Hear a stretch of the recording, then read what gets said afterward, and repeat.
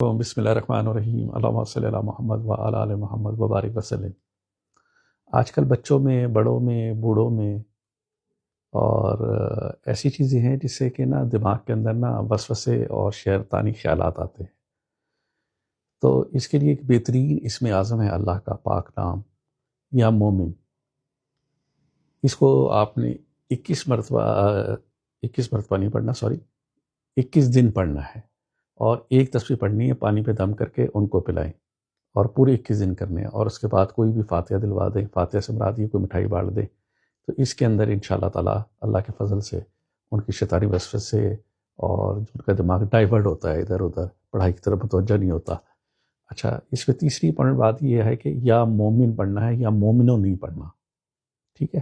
کیونکہ جو قرآن کے اعراب ہیں وہ تو ہمیں سکھانے کے لیے بتائے گئے ہیں، لیکن مومن ہی پڑھنا ہے آپ نے، یا مومن 101 مرتبہ پڑھنا ہے۔ میں دوبارہ رپیٹ کر رہا ہوں، 21 دن کا یہ ایک قسم کا عمل ہے، اس کو کمپلیٹ کریں اور اپنے بچوں کو پلائیں، خود پئیں، دیکھیں انشاءاللہ تعالیٰ بہت فائدہ ہوگا۔